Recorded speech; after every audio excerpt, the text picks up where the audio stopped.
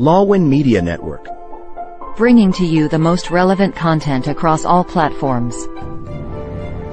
Business, legal, politics, health, lifestyle, and entertainment.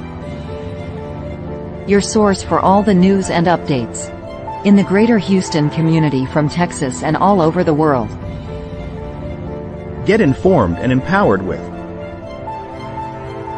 Lawin Media Network.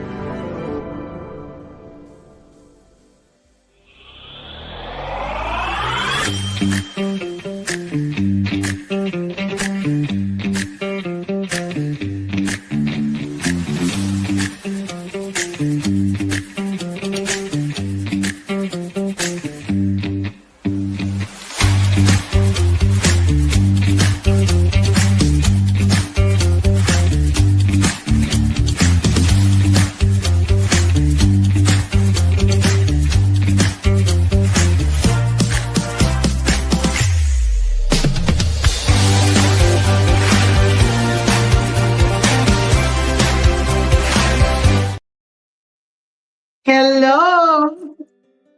Good evening, Houston. Good evening, America.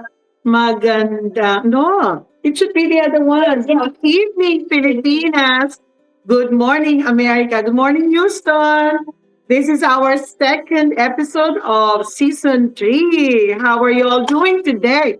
How are you, Dr. Neil? I'm great, and thank you so much, Ma'am Cora. It's been a challenging week for us, but of course we're here for you guys. So magandang umaga again, good day, and a warm hello to all our listener in the Philippines and of course in the US and across the globe. Yeah. So welcome to Teacher Talk with Ma'am Cora and Dr. Nildz, a space where we share stories, wisdom, and of course experiences in education that comes alive. Of course, together we explore the joys, the challenges, and triumphs of teaching, learning, and of course leading as we build together a bridge that connects culture, communities, and hearts. There you go. So we are so happy to have our second episode for today.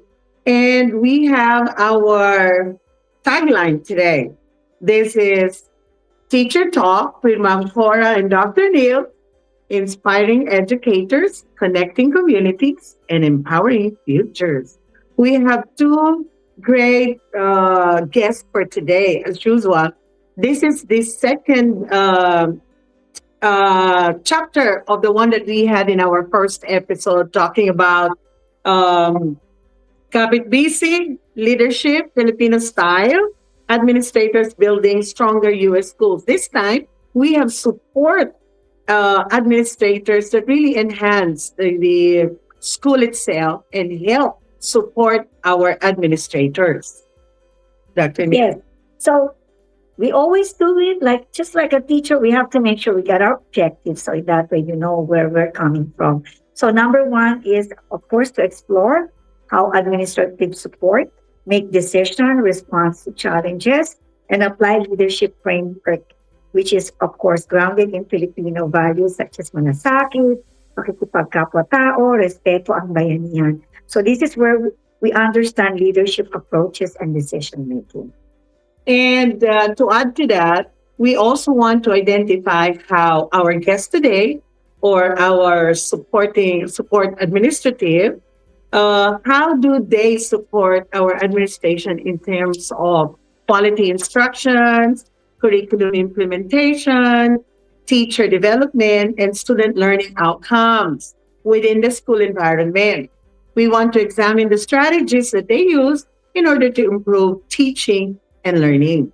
And of course, to add to that, we need to learn how school leaders address teacher workload, of course, burnout. Of course, we need also to recognize them, their professional growth, and of course, what is the overall morale in our high pressure educational system, especially here in the United States. Okay, so this is where we assess approaches to teacher support, retention, and of course, wellness. And that's you know what, Dr. Neil, you mentioned about teacher burnout, right? Yeah. Did you know that I am doing a research right now because our district has adopted a new school system. And one of the impact of that is, I believe, is teacher burnout, retention, and recruitment. So I'm doing a research on that, or probably in the next 2 years, I will be able to get the response on that. And talking about the last piece of our objectives for today, we have to understand how admin build partnership with parents, local leaders, local organizations, and to broaden community to support student success and school improvement. That is why we have our guests for today. They are both support system in order to create a successful learning environment as well as successful administrators. Yes, so without further ado, we now introduce our lovely ladies, which are really professional and I will say successful in their own career. Yeah. So let's start with Miss Susan. Okay. Okay. So our guest today is one thing that I can say today is we're honored to feature her as an inspiring educator, literacy advocate, and of course an educational specialist whose journey reflects resiliency, excellence, and of course a lifelong commitment to student success. So she was born in Vietnam to a Vietnamese mother and of course to a Filipino father who worked as a mechanical engineer at the U.S. military base. So Susan's story began amidst historical change, following the fall of Saigon. So listen, for those who are young people here, you need to listen this. Her family migrated to the Philippines when she was just 5 years old, and where she would later build a strong academic and professional foundation. So Susan completed her high school education at Siena College, which is a kind of Catholic school, and earned her Bachelor of Arts Communication Arts from Miriam College. Again, one of the top schools there in the Philippines, where my sister are also graduated. Really? So yes, so three of them. She also pursued graduate studies in reading education at the University of the Diliman, which is top public school in the Philippines, before earning her Master of Education in Curriculum Instruction. So along with this reading specialist and educational diagnostician certification from University of Houston, Victoria. Then her remarkable teaching career spans both the Philippines and the United States. She began as elementary teacher in Pobeda Learning Center in Manila before continuing her educational journey in California in a self-contained third grade ESL teaching at Possum, Cordova Unified School District. Then moving to Texas, she served in a multiple impact roles, including ELAR, which is English Language Art Reading. She's a teacher, of course, reading interventionist, dyslexia teacher, educational diagnostician. Oh, wow. Yes, dyslexia assessment specialist and dyslexia program specialist. See, she's really a support group. Okay, so with over 2 decades of experience and numerous certifications from Texas State Board of Education in reading ESL, educational diagnostician, and reading specialist fields, Susan has become so passionate advocate for literacy, intervention, and inclusive education practices that empowers diverse learners. Today, we're excited to hear her insights, her experiences, and of course, wisdom as she shares her journey of leadership, literacy, and service and education. Please join us in warmly welcoming Ms. Susan Sebastian Blythe. I hope I pronounced your name correctly. Yes, Susan. Yes, good evening po, and for the Filipinos, and of course, good morning, and thank you, Tita Cora and Dr. Nildz for the opportunity to be in your show here. I'm just, I'm excited, and also, look forward to our conversation today. Thank you so much. Thank you, Susan. Really, the purpose really of this podcast is really to, show how our Filipino teachers or our Filipino support groups and Filipino professionals in the field of education really excel here in the United States and other parts of the world. So this is a good platform, and thank you for Lawin Media for giving us this opportunity to show off our great Filipino teachers and professionals. And Okay. only you for here the in the opportunity. United States, but also globally. Yeah. Yes. Thank you, Susan. Okay, so we're ready to present to you our next guest for today. Like Susan, our next guest also has a lot of feathers in her shoulders. So I would like to introduce a true Agustinian, Hyacinth and Natividad, occupational therapies, master in special ed, okay? Was born and raised in Manila, Philippines. Studied in Colegio San Agustin, Makati, from nursery all through high school. So full-blooded yan. Okay? She studied her bachelor's degree and master's degree at the La Salle University, University of Perpetual Health System, Delta and Laguna Northwest College. She studied nursing and counseling in Houston, Texas. Been living in Texas since 2009. Currently, she's here from Houston. She has a degree and certifications in the following: Bachelor of Science in Occupational Therapy, Bachelor of Science in Education, Master of Arts in Special Education, Licensed Vocational Nursing, ACP, in Counseling. Her certification goes as like this: Specialist, easy to 6. Special Ed, easy to 12. ESL, easy to 12. Counselor, easy to 12. Oh, laban kayo dyan. She got all of this. She is a certified autism specialist, certified youth mental health first aid instructor.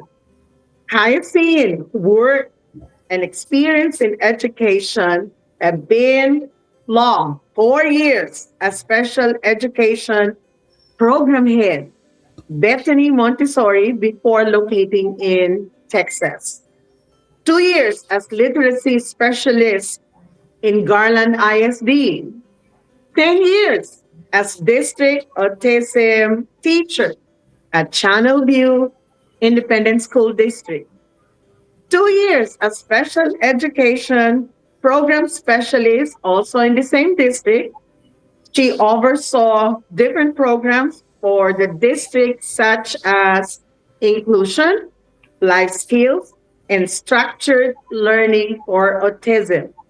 She is currently the counselor for Humble Elementary in Channelview ISD, which is recognized second to HISD as one of the best schools in Texas. Ladies and gentlemen, I am so proud to introduce to you the daughter of my coworker at Natividad from Colegio San Agustin, Hyacinth and Natividad. Hello. Good morning, everyone. Tita Cora, Dr. Nildz, thank you for having me here, and Of course. to Lawin Entertainment, thank you for the opportunity to share our values and our strengths and how we've been dealing with the issues in education. That's right. Thank you. Thank you. Well, thank you, both of you, for facing our podcast today. So I hope our viewers will learn a lot from you all and then use it in their practice as they move along in their school system. And nice to meet you again. I think I heard that your nickname is Yerian because you're popular with my friends from Garland. They live in Garland. Susan, so at least I know Yes. they're okay. And Hyacinth. Thank Yes. you. So Um, without further ado, let's move on to our discussion. because I know we're excited to hear all of your insights here. Okay. Would you like- Okay, so we would like to ask both of you now, since you already told them your curricular vitae, so how would you describe yourself as a support, as administrative Filipino support in your school system? What is your style as a Filipino leader in your own school? Can we ask Yeye? Yeye, can I just call you Yeye for that? Of course, Tita, Yeah. always. Every time there's like Hyacinth, who's Hyacinth? Because people know me as Yeyet. The people who know Hyacinth are the people who I work with, but most the family, friends, Filipinos here in Houston and in the Philippines, they call me Yeyet. Okay. So yeah, my as a Filipino, as a Filipino counselor living in here in the United States, I value strong relationships and believe that people work best when they are Mhm. uh, seen, heard, and supported. I strive to be approachable, dependable, and I am very, very solution oriented, meaning when I come to my principal or whenever I collaborate, I just don't come with an issue. Problem. Mhm. Yeah, I try before coming in. I try to find solutions when I'm walking, going to like an office. My brain's already start spinning for possible solutions because I just don't want to add to the problem. I want to be a part of the solution. So while all of this maintaining professionalism and respect, to me, respect is very, very big. As a counselor, I try to embody that, and that's what I teach with my littles in school. Everything is rooted from respect, and I believe supporting administrators, teachers, and not just them, all of the stakeholders, meaning parents, students, community, families, with a heart of service and genuine care. Tita Cora and Dr. Nildz, they say that counselors are the heart of campuses, and that's what I'm trying to be, and that's what I am. That's who I am. Tita Cora, you know that I've been exposed with educators my That's true. whole life. And so, you know, from family, like my maternal side, my mom is a teacher. Mhm. My aunts studied education. I can't remember if they were teachers, but my grandma also from my father's side is a teacher. And I grew up with titas like you since I was from kinder to by the time I got here to Houston. I've seen and I've lived, with educators. And so I saw firsthand what are effective strategies and what are Mhm. ineffective strategies for me. Each everybody's different, and what works for some might not work for everybody. But this is how I tried to like make myself unique. I tried to like see what worked and what's going to be what's going to be okay for me, and that's what I'm trying to do in how I'm supporting my educators, when I'm supporting my and administrators. When I'm supporting my administrators, I don't just jump in. I'm present, and the first thing I ask is, how can I help? What do you want me to do? How can I help? I cannot just jump in without any background, because number one, I believe in staying in my lane and setting expectations and boundaries. So if my administrators have already something in mind, I want to tailor my support from their ideas. So I don't want to I don't want to overstep my boundaries. I get their ideas, and that's how I tailor my support. That's why the first question that I always ask is, how can I help? Wow. I could really tell. Thank you, yeah. I could really tell how Yeye grew up with educators. And I could see her when she was younger. Kaya lang parang nabisto yung edad ko dyan, eh. No, I was really impressed because all just like I shared earlier, the Filipinos, whatever educational foundation we had in the Philippines, they brought it here. That's where the values come in. And I see how she was trying to, strategize all the things that she do and to fit in. Just like a SPED teacher, every, each individual has specific needs, right? So just like in our district or our admin, we have specific, and we tailor how we can help them. Just like what Megan is saying, I hope you won't mind saying that, Hyacinth. But perfectly, you hit it, bullseye. This is what we need. It's not that what the system needs, but how can we as an admin, can help them? Because I can relate with you, yeah. I'm also a SPED teacher. And that's why the first thing I do is I don't share anything. I just observe and do whatever you're doing. So thank you. Okay. So really transformative leader, Nancy. And I believe Susan has something to say too. Susan, what about you? How would you describe yourself as administrative support, Filipino administrative support? So just a little background about what I do, my current role. I'm a dyslexia program specialist under, so we are part of a central team. So under the special services department. So our special services department, we take care of different umbrellas. 504 is under our umbrella. Yes. MTSS RTI is under umbrella, and of course dyslexia.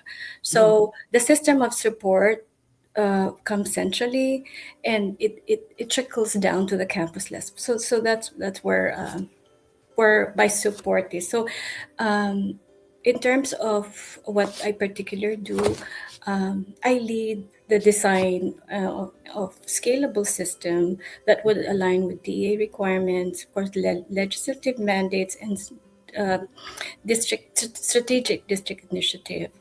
So my style really is service-oriented leadership. The bayanihan, where I believe that the strengths of a team is in its individual, and of course the strength of the individual relies on the team. So and also the concept of malasakit, where I'm committed to cause for advocating for children, for those at-risk children who are marginalized, who struggles academically. That's deep-rooted in me, and of course nurturing relationship and helping empowering teachers. So that's really in a nutshell, yung malasakit, yung bayanihan, yung leading through care. Because relationships are not separate from leadership. In our Philippines, they are central and integral to who we are. So, Susan, I like the way when you said yung leadership and then yung malasakit. This is where I am curious. I am also in education, in the field of education for almost 39 years now. And I have only 3 schools, okay? Now, I'm thinking, sabi ni Yeye, she comes with a solution every time there is a problem. She doesn't just give the problem, but she provides solution in it. Now, yung sa'yo, leadership comes with malasakit. I don't understand why some of our administrators cannot see that piece of us as leaders. They don't see that values. They feel like ano naman ito, tapang-tapang naman ito, wala naman sa ganito. We push ourselves, right? But ang feeling ko lang, I don't know, correct me if I'm wrong, parang negative ang dating, right? Hindi, parang they don't take that type of leadership that is innate to all of us, as what I have seen and I've heard from you all. Some of our leaders or some of the people that we work with, they cannot detect that skills from us and then hone it to help, improve what we have in terms of relationship. Am I right? Diba? Notice ko lang yun. I don't know if you all have the same perspective on that. Okay? Can I chime in, Tita? Go ahead. So I've been very fortunate to be in a campus and to have administrators who listen, and I guess that's very, very important. When your administrators listen, they don't just think of themselves as their boss, and that is why I don't know, not to toot our horn, but I love how our administration structure is, because they are not they are not just like bosses in our district. Instead of it being called as leadership team, it is called as guiding coalition, because Oh, I like it's that. yes, because Guiding instead coalition. of doing it from top to bottom, you have this group of diverse educators with different experiences and different backgrounds, and leading the way, wherein we could have more buy-in from other members of the group, and it gives us less resistance whenever we propose something. Yeah, I like that. Yet I like the word guiding coalition. That is so Yes, Tita. Filipino, right? Yes. Guiding coalition. I like it. Okay, so I think we need to pause for a while. We will come back after a few minutes. We will just have our commercial. Okay. Thank you. Thank you. In a world filled with fleeting moments, there's beauty waiting to be captured. My name is Christian, and I specialize in immortalizing your most precious memories. From elegant weddings to vibrant events and timeless portraits, I'm here to make every moment unforgettable. Let me tell your story through the lens. Contact me today and let's create magic together.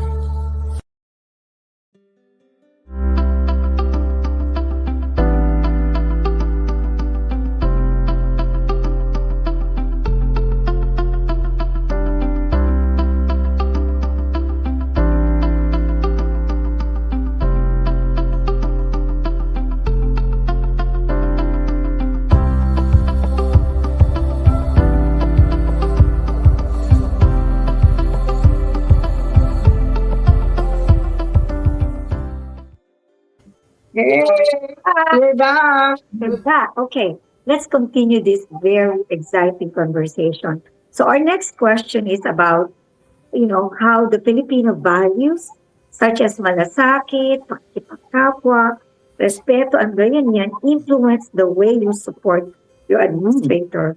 Can you please share a specific situation this time where Filipino values are guided your administrative support approach during your difficult decision or school crisis? Okay, this time we're gonna call Miss Natividad, which is Yeah.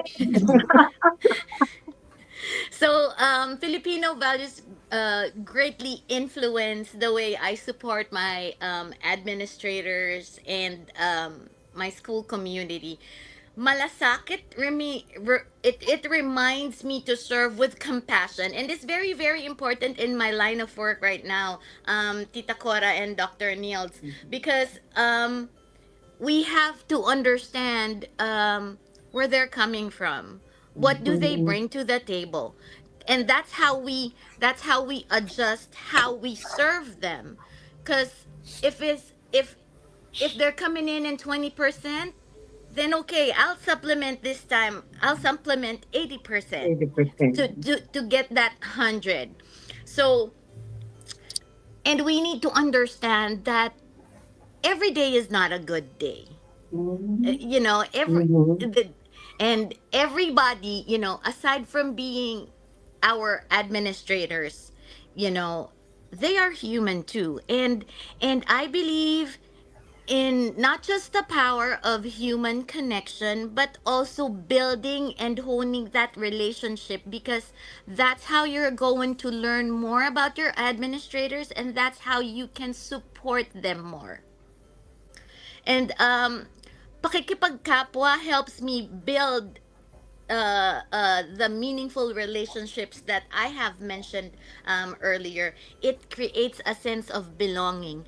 Um, isn't it when you feel that you belong, you give more to the table, diba? Mhm. You you are motivated to do more because you feel that they trust you, and you feel that they can rely on you, and so you want to do more. um Respeto guides me to honor every person's perspective. Now, we are coming from different backgrounds, right? Mhm. And like I said earlier, everything roots down from respect. And whether administrators, whether we're serving or I'm serving, um teachers, my colleagues, students, families, parents, the community, the respect should always be there. Because if you don't give them respect, how are you going to earn their respect? Respect. Yeah. And then, last but not the least, bayanihan. You know, bayanihan is being, you know, helpful. Inspires teamwork, inspires unity, especially during challenges. So I guess the biggest thing here, uh, I remembered. I wasn't a counselor yet, but I was like a support staff for SPED when COVID happened, and so during COVID, it's like everybody has like issues, diba? Students are in virtual learning, and not everybody have resources. And so my job is to make sure that students are successful.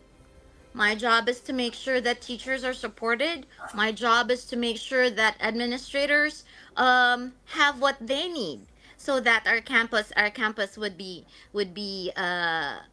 okay, right? So what I did, because you know, I have all of these values in mind: malasakit, pakikipagkapwa-tao, respeto, bayanihan. You know, what I did was, I wrote like grants, the grants that I got. um I distributed them. I bought resources and distributed them to the students that were in my community that I knew didn't have resources to be successful in school. And so that's one example that I have. Like right now, being as a counselor, I still do the same. I service our students, I service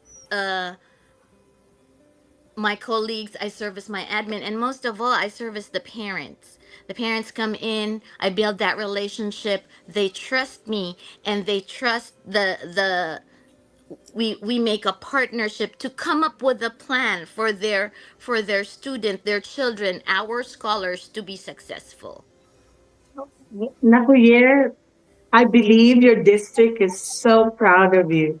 Now, Thank you. those district officials who are now having a job there, maybe they will call you and pirate you for for that matter. Because I like the way, as a support to the administrator, I like the way when you said, uh, if my administrator has 20% and I do provide 80%, that is what I call cultural percentage, right? So it is really a give and take. And what Mm-hmm. we do as a support system, we provide those percentage that they love. and that makes the flow of admin and how it is really worth a lot, right? I think one Yes. best example that Diane gave us is she made a grant and then she did not just keep it to herself or district, she distributed that. So there's an end product of that shows really how she document everything and not only for others, for herself, but for others only. Okay, thank you so much for that very Thank you. insightful Insightful. information. Let's go to Susan. It's your turn, Susan. Yeah. No, for Susan, I just want to ask if when you, like Yael has said, she was able to build these values, Filipino values, on the context of providing, making a meaningful relationship, the power of connection. Now, my question to you is that in your own way, how do you provide support for teacher development? How does it look like, and how it is aligned on the school goals while you are maintaining student growth and development? Now, how do you do that? How does it look like? Or do you have any examples of the initiatives that you have done in your Yes. school? Maybe they will pirate you too. So if you can just share the link, I think I put it under where it says the first link. So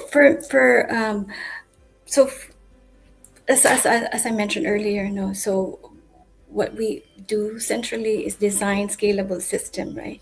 So within this system, you will see.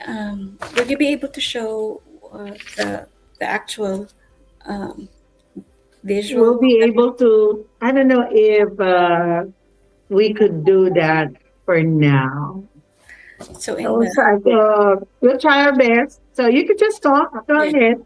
So within this, with this scalable system, it has all the built-in now that we talk about, and this will also answer your question a while about how to handle resistance from administrators. Because when you roll out an initiative centrally, it impacts the campus, right? And different campuses, different dynamics and challenges. So this big system that you're rolling out has to work and click, and they have to buy in that process. So, for example, in 2017, TEA, Texas Education Agency, rolled out through HB 1886, the K to First screener, where all kindergarten here in the state of Texas and all first graders have to be screened for dyslexia within a certain marking period. Now, for example, for first grade, by the end of January 31st of each schooling calendar, each of your first graders on campus should be screened for dyslexia, and for kindergarten at the end of the school year. So every individual kindergarten student should be undergoing the screening process. So rolling this out, right? And it's not just screening. It doesn't stop there, because screening involves screener is, again, for those of us who who are not familiar with screener.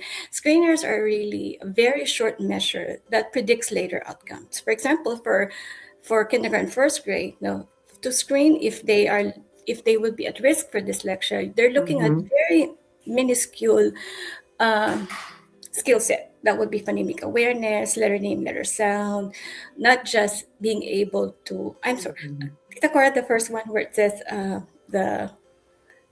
where it has the screener process. So so for the letter name, letter sound, you have fluency, not just being able to identify the letter names and letter sound, but being able to fluently, with retrieving those. So those screeners will give us two data: those who need intervention, those who do not need intervention. Now, if you do need intervention, what would be the system, right? And that's where we have the MTSS process. So when we roll this out, the first we chunk it into manageable pieces. So first, campus, the ELR department will be in charge of the screener. They train the teachers, the kindergarten first grade teachers, to administer the screener according to, of course, the publisher's guidelines. And then after that, we get the data, and we train our lead dyslexia teachers to work with the multidisciplinary team. Now, the multidisciplinary with the dyslexia, they collate now the preponderance of data, qualitative data. For example, their attendance, school history, their grades, their vision and hearing, teacher input, parent input. So that would be the second stage, where they collect this data, and all these are done digitally. So they upload it to the OneDrive cloud. Each students would have a folder with all this qualitative information. Then the third piece of that would be the multidisciplinary team having to meet and make decisions. Now, multidisciplinary, this is, and Hyacinth, this would be in line also with what you were saying a while ago, where this is collaborative, where we value the input of all stakeholders who have vested interest in the education of the child. So that would be your counselor, your teacher, your administrator, your counselor, your interventionist. That would be, and we have also the panel coming from our assessment team, which is our diagnosticians, the speech language pathologists, the licensed school specialists. So collectively, you look at all this data and be able to make decisions. Now, if I have Susie here struggling, but let me go ahead and look at, is Susie adept, an EB, emergent bilingual? So you would have to look into the probable cause of the difficulty, right? Is it vision hearing? Can she hear? Can she, is it because of, I'm struggling because it's my first time, first year in school, that would be educational opportunity. So all those, we go through it. And then we have to go now through what would be the recommendation for each kid. So it would be tier 2, tier 3, or would be special education referral. So you would see here the collective, that's where the malasakit comes from. We build in a culture of care, and that's inherent in energy educators. And then of course we build in the culture of course of yung bayanihan. You collectively, you work together for a common good, for a common cause. So this is an example of how when I talk about scalable system, and when you build it down to the level of the campuses, you let them buy in, because they have unique challenges within their campus. So you build in that leeway where they can tweak the process. But pretty much this one. So when we roll it out to the administrator, a lot of them, they love it. Why do they love it? It's very systematic. Second, it's highly collaborative. It's not the decision does not rest on individual. It rests on the multiple, the strength of many. So ito yung isa sa mga exam, and I hope our viewers who are listening, because if you're in the state of Texas, this is your reality. The screener is a push and initiative from the state, and that is of course because of all the research is showing the value and of early intervening, early intervention, catch them early, so you can. Excuse me, I don't mean to cut you. I have a question. With this program that you have presented, this is statewide, correct? Yeah, it's a statewide, but each school district,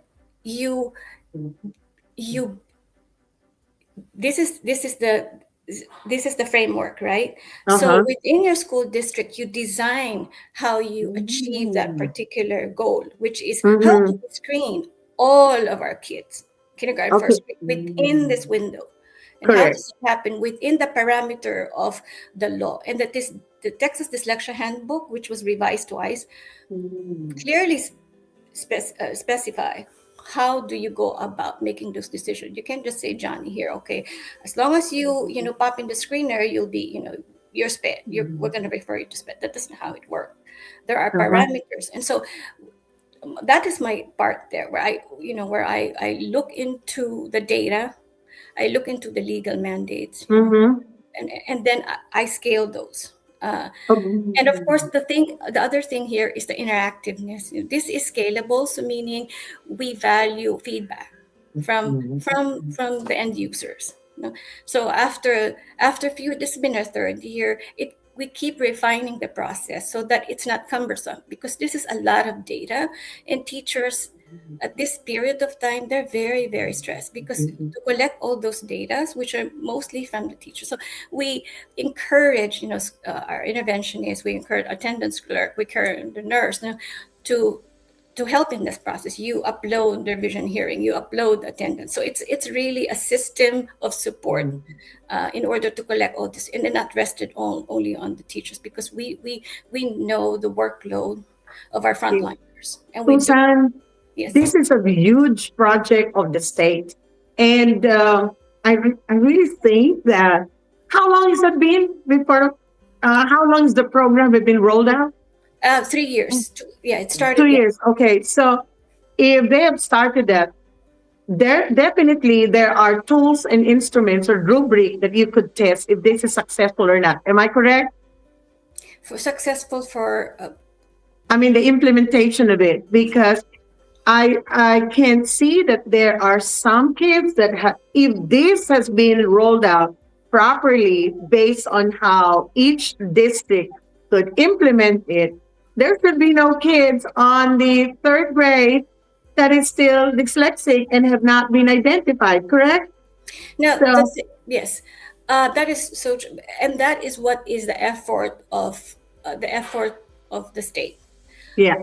Susan, I don't mean to cut you, but this is a good point to discuss. Maybe we're going to have another part 3 of this, and we're going to talk about that program of the state. Is that okay with you? Because I'm really interested, because until now, I could still see, because I thought 3rd grade, yes.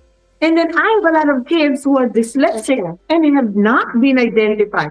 So if we have this program 2 years ago, these kids should have been identified, and I feel like they are deserving. These children, right? So Ate Cora, there's a lot of actually built-in laws. And it's going to be under, even prior to the 1886, okay. We have child fine.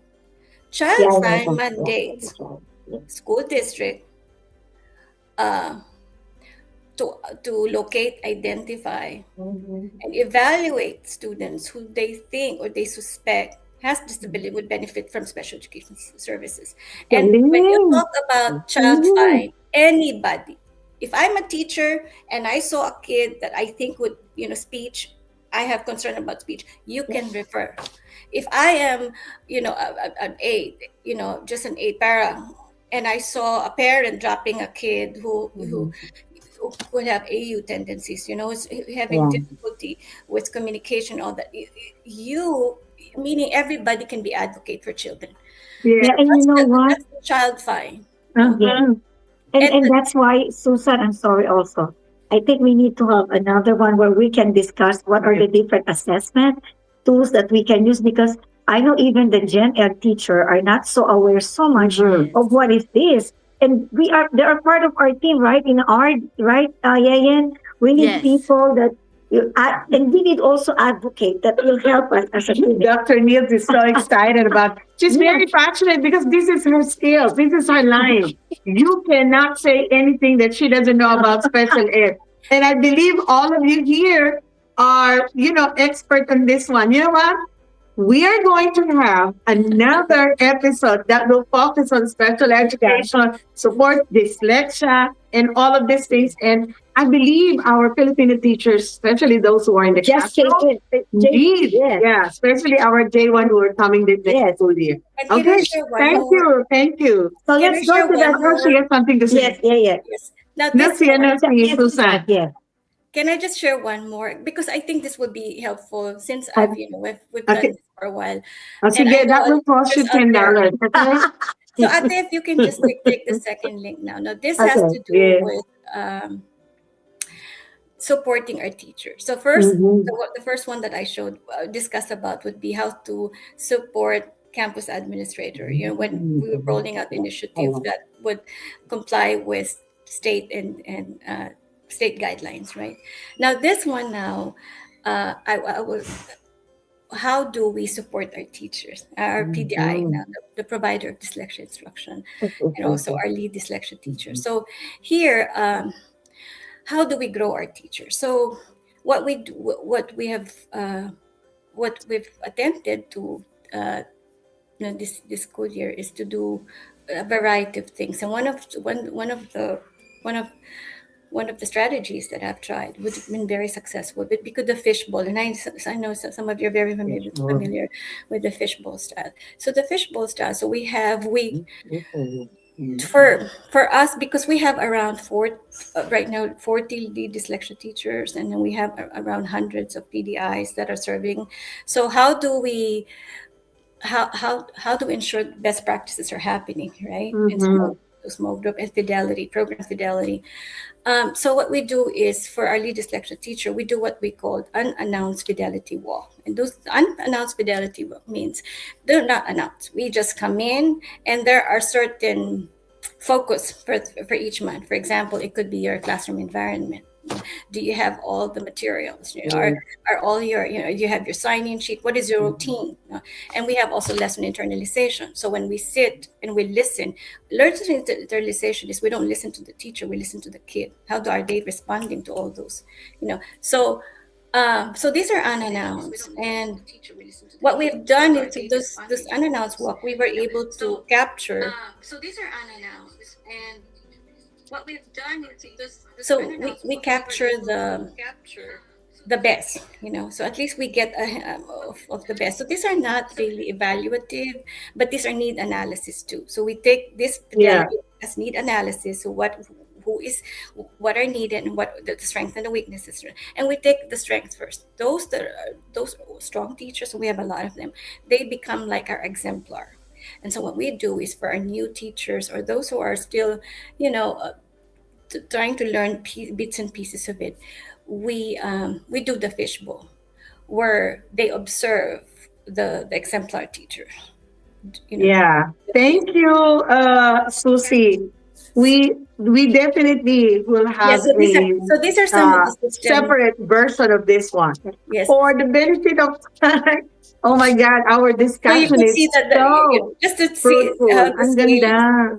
Ang galing. So we really need to have a special session for this one, and we will give you the schedule, both of you, Yayet and you, to come back and then explain this further to our viewers, especially those who are parents themselves, and they will learn. They could advocate. If the teachers are not advocating for their own kids, our parents, our Filipino mothers who have children that are having such issues, then you could give them professional help.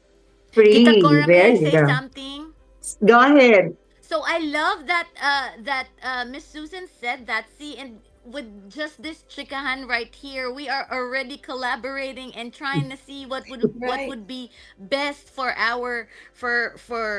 for all the stakeholders involved. So I'm like, oh my gosh, that is so good. I even learned something new today. So I appreciate that. Thank you so much, Miss Susan. And Susan, we could have our own professional development, and we gather in one area and then invite people to join us. And then you all could be our speakers. Right? You're thinking about our unified. We can all put this all together, like, a connection. And thank you so much. Please reserve some of that thoughts. And we would like for you guys, right now, you've already have reservation for us to come back, because we would like for you to expand.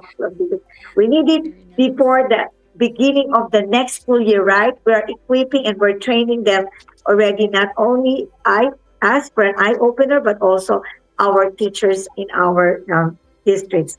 Okay, well, go now to the next one, guys. This is really so exciting. So this question, I'm going to have to address this for both of you, but I would like to have Yayan first. So how do you support, we're going to go now to the teacher workload. How do you support that burnout? How do you recognize this, things for kind of professional growth, and of course, to just uplift the morale of your teacher, especially in your district? Can you give us an example, please? Let's start with Yayan and let's Susan. Thank you. So I support teacher workload, burnout, recognition, professional growth, and morale by being intentional. I think the key word there is intentional, about listening, encouraging, and helping wherever I can. I understand that educators carry many responsibilities. You know, we've got a lot of things to do, and we are being bombarded with other stuff too. And so I try to provide emotional support, assist with student concerns, collaborate on interventions, and help problem solve challenges. So as a counselor, like I said, I work with all the stakeholders in the school system. I work with students, I work with teachers, I work with everybody. But being there for our teachers, be knowing that they have somebody there to listen to them, boosts morale. And especially Mhm. we need that now, especially now. That's true. With the things that are going on with, the district, the state, all new laws. There's a lot of teacher turnover, and I guess, the least we could do is it or my or in that case, for myself, the least I could do is make sure that um the teachers that I work with know that they've got somebody in their corner. I Mhm. don't have to, say something, but my presence, knowing that I'm there, listening without judgment, and being empathetic, I think that's already something, that our teachers would appreciate. I also believe in celebrating them. When you recognize their hard work, their accomplishments, because appreciation boosts morale, and it motivates them more, whether through words of encouragement, recognition, initiatives, staff celebrations, or simply checking in. I strive to help create a positive and supportive school culture. Tita Cora, Dr. Nildz, we just had our National Teacher Appreciation Week, right? And so, I usually do morning announcements for our school. That's one of my responsibilities. And so, just shout outs, making everybody known that our teachers are working really, really hard, so that they can say, well, there goes my hard work, and it was unnoticed, by us recognizing it, just by simply recognizing um the little things that they do, it makes them feel heard, it makes them feel seen, and that's very, very important, so that they know that there's not there's one person in their corner. People are just not there to judge them. People just uh aren't there to make them do what is needed. Because keep in mind, human connections, it's very, very powerful. It's very, very powerful, especially if you build and develop and improve these connections and relationships that you have. I also encourage professional growth by sharing resources. When we collaborate, I think this is a very, very, very good platform in collaborating. So, thank you very much for allowing us. Because see, now I've learned something new from Miss Susan. And so, when we share resources, when we collaborate, we can support other people better. And I guess promoting opportunities also that can empower them, both personally and professionally. Whenever we hear something, or we have resources that can help them, we should not gatekeep, and we should not keep it to ourselves. When we share resources, when we share knowledge, it empowers other people, and it gives them avenues to be more successful. And whenever I do guidance lessons, you know, I usually the model for pushing in for doing guidance lessons usually is to push in. So, you know, just like inclusion services, you know, the counselor, I go in to the classroom to do guidance lessons. But you know, sometimes when I come in, I see the teachers, you know, they they're burnt out, or you know, it's like they don't need a lot of time, but sometimes they just need a few minutes to breathe. So That's what I do true. is uh I don't, you know, and there was one time that my principal was there doing a t-test on one of the teachers that I was supposed to be doing a guidance lesson in. And so sometimes, even though they're not really saying anything, you would see on their faces. And that's why you should always be intentional of everything, and you should be you should be looking out for other people as well. So what I did was, instead of me pushing in, I took the kids into my office, and that's where I did my guidance lesson. It gave the teacher a few minutes of breathing Yeah. time, Breathing and they time. appreciate Yeah. that. Because afterwards, they said, hey, Miss Natividad, your guidance lesson was wonderful. I said, but you weren't even there to listen. And she said, no, giving me those few Yeah. minutes all to myself without the children there, that meant a lot to me. And to me, that's very, very powerful. Tita Cora, Dr. Nils, that's very, very Yes. powerful. Yes. Actually, it's not only being powerful to definitely to the teacher itself.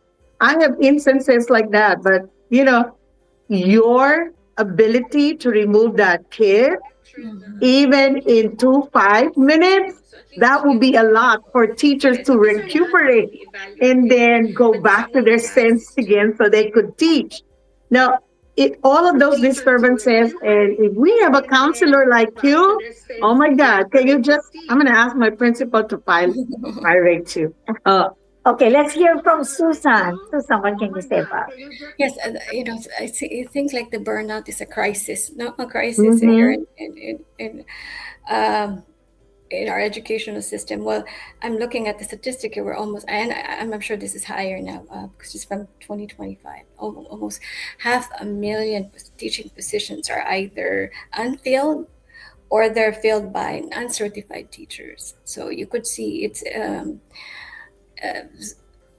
lot of what Hyacinth has shared is pretty much what I've seen our administrators doing. I remember my year when I was a teacher, and to help us, especially this period of time where it's close out and you have all your to-do lists and your checklist and your end of year clearance. She pretty much she had a massage therapist, you know, come in, do chair therapies, and you can just sit there for 15 minutes. And I mean, and we rotate, and that was beautiful, you know, like, oh, and I mean, and we also have yoga, you know, after school, you know, we have one of our teachers who's a yoga or, you know, or Pilates instructors. Yoga. So Mm-hmm. yeah, it takes a lot from the teachers, but no, within the systems that we have, you know, building relationship, building communities of, you know, we buffer and we we empower our teachers to recover, you know, by being empathic. You know, like if you're Mm-hmm. struggling, then you can, you know, you can take out that child. I remember when I was teacher, there's a, you know, my colleague is having a difficulty, and you have a relationship with the child. You can take that child, you know, for a period, and or switch them, you know, switch block. Just and many of the burnout is from the workload and also Mm-hmm. because of student discipline, right? Yes, yes. Yes. And of Right. But course, wellness, we need wellness, especially teacher. That's why I'm going back to what the research of Ma'am Cora about retention, recruitment and retention. We need to make sure that we retain these good teachers. So in that way, you know, we can have our, of course, excellent in our district. So before we move on to our next question, can we have our Facebook? Because right now we are live not only in Lawin network, but of course we are in Facebook. That's why. Is there anything that we would like to? Is there anything that we can read? Uh, in my Facebook, I have Yeyet's friends that is saying, we're proud of you. Miss Natividad, we're happy to see you. So when you come back to school on Monday, Yeyet, you're going to be a superstar. Okay. So Yeah. we have, thank you all for having this according to my Facebook. We enjoy the show. Keep going. There you go. So we are on the last feed of our show today. So there we go. We got from Buns, The second. Good morning to all. My question is, how have administrator and colleague responded when you bring Filipino cultural practices into the school? Do you have one with that? The question is, how have administrators and colleagues responded when you bring Filipino cultural practices in your school? You got something to say? Yeah? 2 sentences. Colleague responded when you bring Filipino cultural practices in your school. You got something to say? Okay. Yeah. So, Tita, they love it. They love it because what do you call this? There was one time I think it was my birthday, and so I brought in pancit and lumpia. Yeah. Oh, they loved it, and they're like, are you? But unfortunately, I don't cook. So you know me, Tita. I don't cook, and so I ordered that from one of our Filipinos here, and so they left, and they're like, when are you going to bring it again? Like just now, recently, because May is also Asian American and Pacific Islander Heritage Month. That's true. So I am also part of the GT committee in our school, our campus, Hamblin Elementary. And so for we had a GT showcase, and one of the intermission numbers are we had the GT kids, our GT scholars, our GT students sing Sumayaw Sumunod in Filipino. Oh, they loved it. The parents loved it because they've never heard any Filipino song. Yeah. And for them to see that their children are exposed to other cultures, did well with the song number. Oh, they just loved it. They were very happy, and they loved it. And this makes good homeschool collaboration whenever we expose their children with that. It makes homeschool communication and homeschool relationship better. And so now parents look forward to being in school, being part of programs, being part of other activities on campus. Okay, so we would like to thank you, Yaya, for answering that. And Miss Deseco, you brought up a very good question. All right, there's another. Okay, thank you, Miss Deseco. I hope you are satisfied with that answer. Yes, thank you, Yaya. So let's continue with our.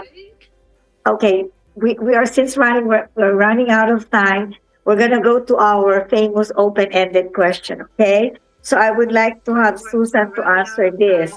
So the question is, I am, and then you're going to state your name, and then you will say administrative support system because, and then you tell your reason for that. Okay, so we'll start with Susan. So I'm Susan Blythe, and I am an administrative support in my capacity right now as a program specialist, where I design system that would support district initiative and state initiative. Very good. Thank you so much, Susan. And we love your illustration. Thank you for sharing that. Okay, and let's go to yeah. Okay.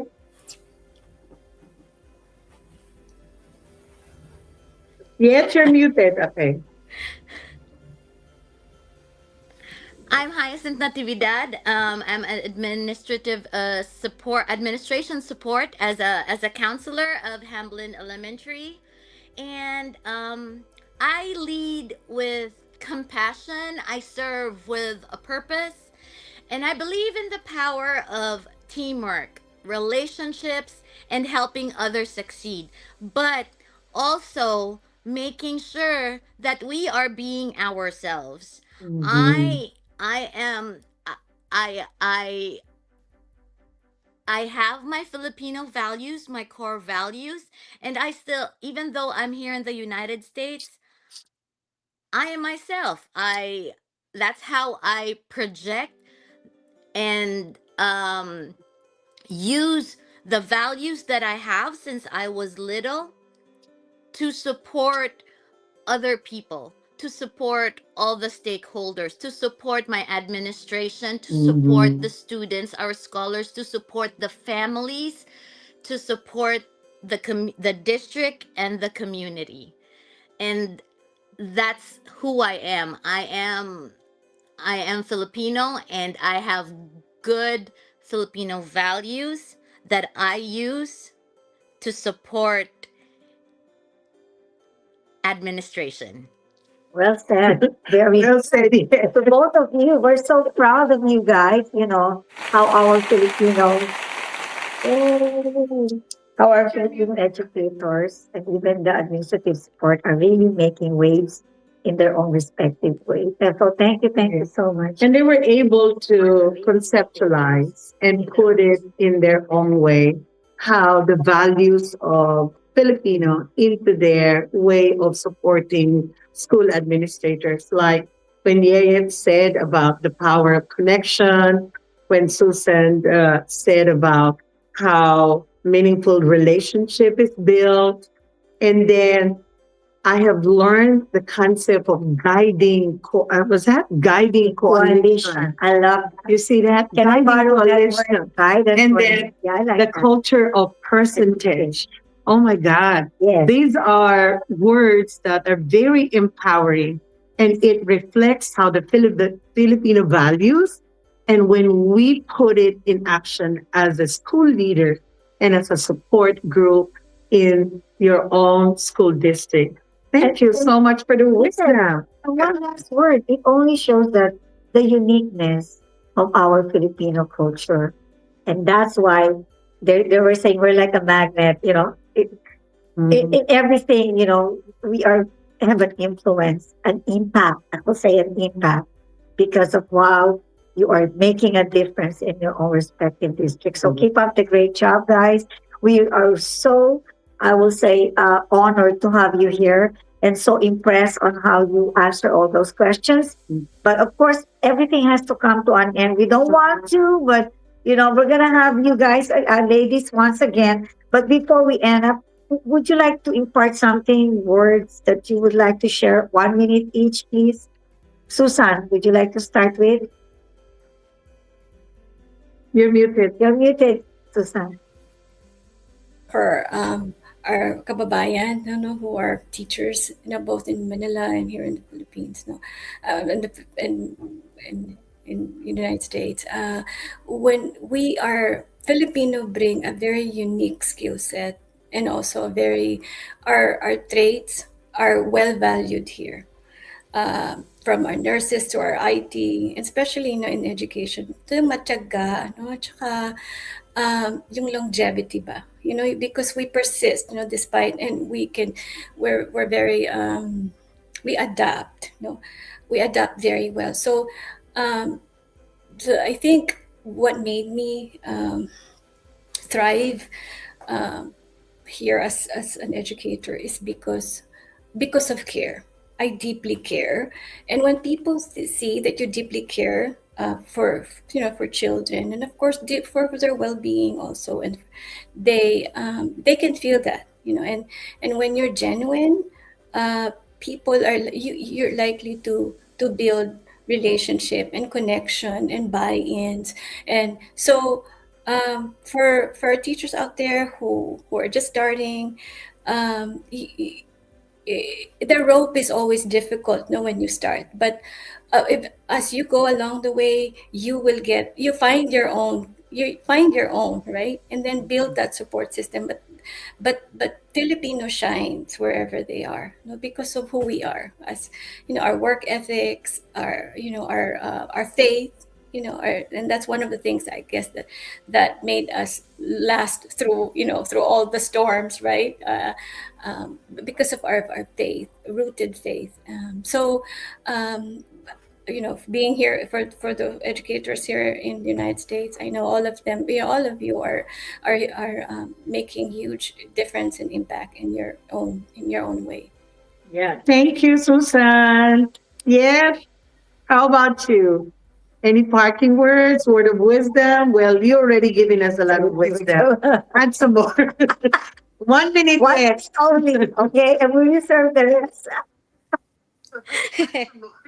um, so as we come to a close today, I first and foremost I want to thank each and every one of you, Tita Cora, Dr. Nildz, Lawin Network, for taking the time to listen, and the viewers, for taking the time to listen, reflect, and share in this meaningful conversation.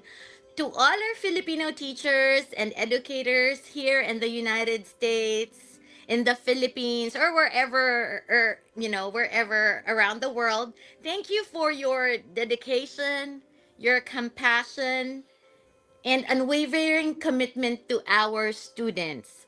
Your work goes far beyond lesson plans and classrooms. You inspire hope, build confidence, and create opportunities for future generations. As a Filipino counselor, I truly admire the heart of the Filipino educators. Bring into education all the values, especially malasakit, bayanihan, respeto. And of course, we know that as Filipinos, we are resilient.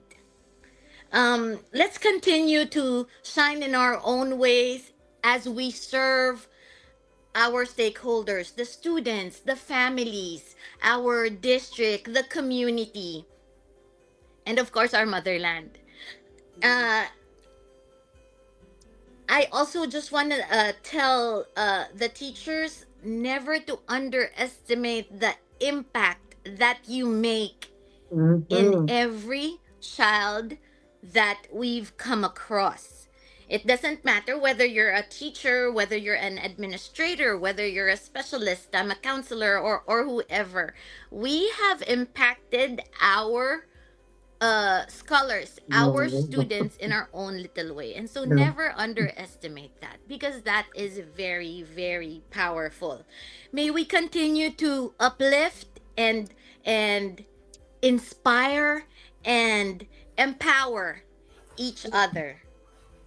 And with that, mabuhay tayong mga Pilipino. Maraming salamat po. Thank you. Thank you. We really would like to take also this opportunity to thank Lawin Media Network for this opportunity.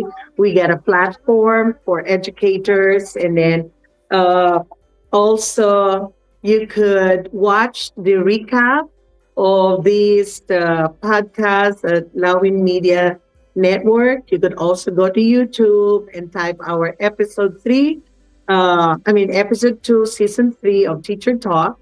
You could have it and show it to your friends and family. So we also like to thank Eileen, Attorney Eileen, our technical support for today, and the producer of our podcast. Thank you so much. And she's also our PATC, Philippine American Chamber of Commerce president. So she's always there to assist, support, and give us, that's a high morale right now. So she got this because she is also a former teacher and will always be an educator. So she got a heart on this type of podcast. So we would like to thank also all our viewers and listeners from the Philippines. Like the teacher in Pangasinan, Marlene Oseo, she always says, hey, I'm watching, listening, even though it's 10 o'clock, 11 o'clock, or 12 o'clock in the Philippines. And of course, I have my golden girls from Brownsville, Texas. Yay! Thank you for watching us. And of course, we would like to tell you what's going to be our next session. Ma'am Cora, what's going to be our next theme for the Our next theme will be integrating artificial intelligence, right? Yes. So we will be inviting guests who are expert in AI, and you know how AI is fast used in school today.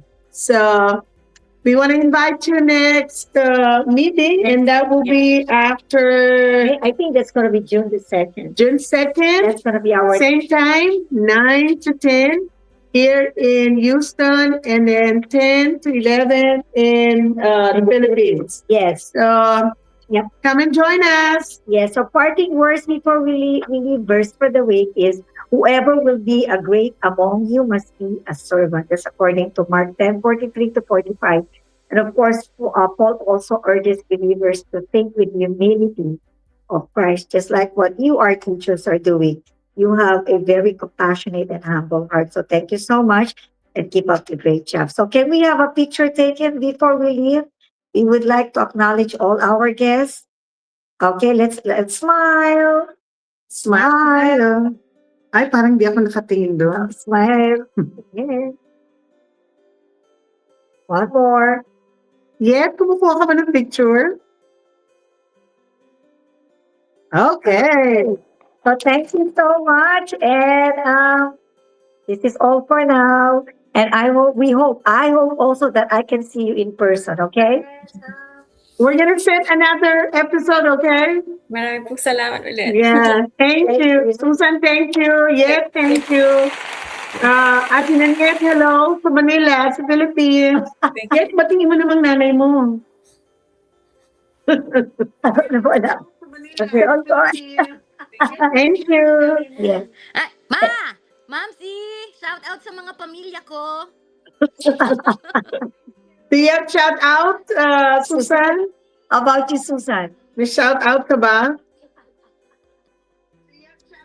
Just to my friends and colleagues in Manila, and of course here in the United States. Oh, thank you kay Isabel Salter Yes, for Isabel, recommending you. Yes, Thank you. Isabel, thank you. Okay, have a great day. Bye. See you.